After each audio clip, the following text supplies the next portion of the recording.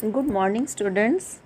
Hope you all have completed your periodic test and now you are ready for further studies. So, today we will discuss the questions asked in periodic test. After that, we will study about odometer and speedometer.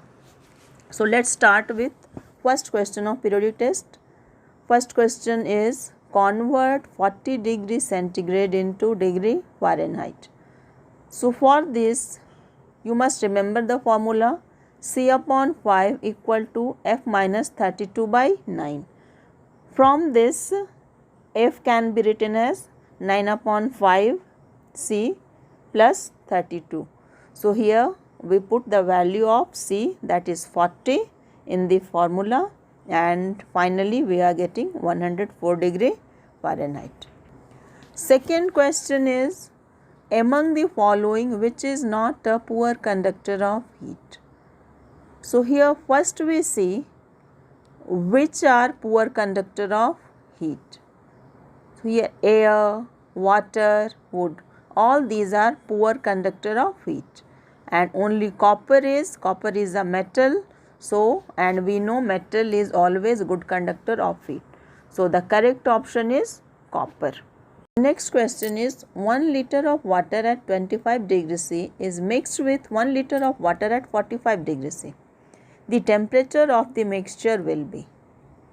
Here one thing you must remember, heat always transfer of heat takes place always from higher temperature to lower temperature. So, when water is mixed, where 1 liter of water at 25 degrees C and another 1 liter of water at 45 degrees C, then what will happen? The water which is at 25 degrees C will gain heat and water which is at 45 degrees C will lose heat. So, it will never rise to sum of these two temperature, that is to 70 degrees centigrade. So, always the temperature of the mixture will be between 25 degrees C and 45 degrees C.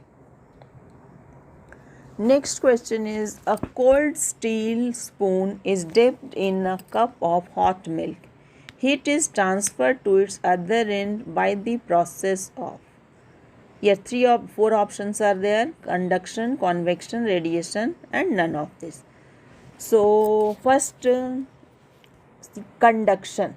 So, we know that conduction takes place when two objects are in contact and it takes place in solid. Here steel spoon is a solid substance and it is in contact with a cup of hot milk. So, it can be conduction, it cannot be convection because convection takes place in liquid and gases. So, correct option will be here conduction. Next question is, which thermometer does not contain mercury inside it? Here clinical thermometer, it contains mercury. Digital thermometer, it does not contain. Laboratory thermometer also contains mercury inside it. So, correct option is digital thermometer.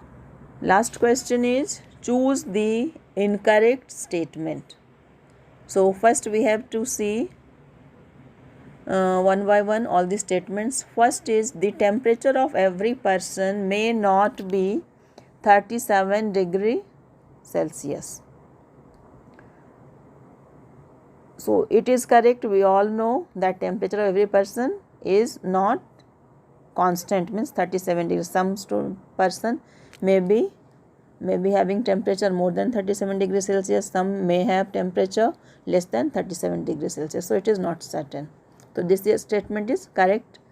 Second is, radiation does not require any medium. So, it is also correct statement.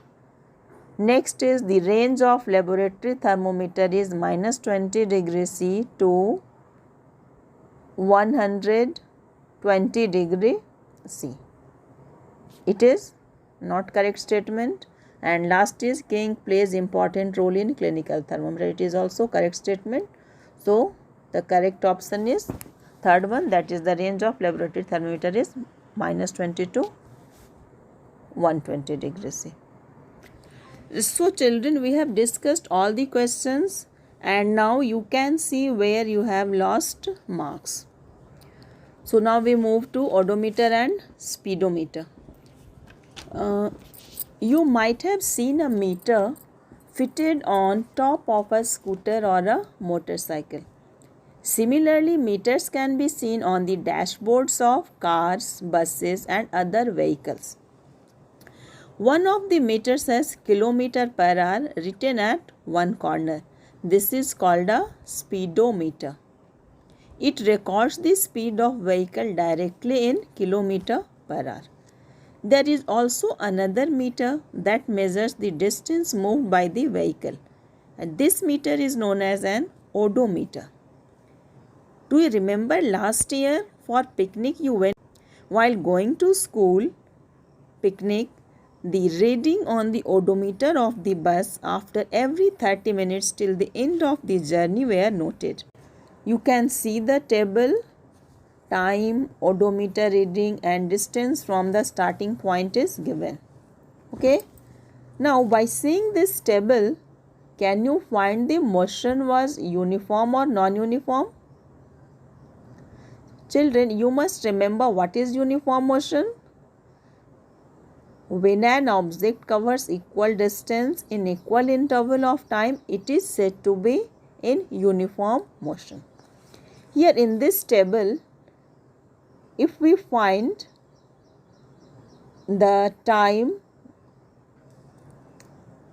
between 8 to 8:30, the time interval is 30 minutes and the distance covered is 20 kilometer minus 0, that is 20 kilometer. Next, it is 8:30 to 9. Here also time interval is 30 minutes and the distance covered is difference of these two readings means 40 minus 20, that is 20 kilometer. So in everywhere we are getting time interval 30 minutes and distance covered 20 kilometer. So we can say that it is in uniform motion. Some numericals are also asked, so we can see one numerical based on this odometer. So question is, the odometer of a car reads 57,321 kilometer. When the clock shows the time 8:30 am, what is the distance covered by the car if at 8:50 am the odometer reading has changed to 57,336 kilometer? Calculate the speed of car in kilometer per minute during this time and express the speed in kilometer per hour also. Okay. First odometer reading is 57,321 kilometer and second odometer reading is 57,336 kilometer. Here, what is the distance covered by car, children? It will be the difference between these two odometer readings. Okay. So here the difference of these two reading gives 15 kilometer. Now how much time has been spent? It is 8:50 am to 8:30 am. So that is equal to 20 minutes.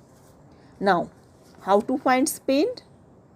It is distance upon time. So distance is 15, time is 20. Here no need to change because we have to find out speed in kilometer per minute. So it gives 3 upon 4, that is 0.75 kilometer per minute. Second part is to express in kilometer per hour. So for this we convert time in hour, that is 20 upon 60, that is 1/3 hour. So speed will be now 15 divided by 1 upon 3, that is 15 into 3, that is 45 kilometer per hour. One homework you can do, children, when you go out with your father by any vehicle, you note down the odometer reading and time taken. and find out the distance traveled and the speed in kilometer per minute and kilometer per hour. In the next video, we will do the distance time graph. Only this part is left of this chapter, motion and time. Okay, thank you children.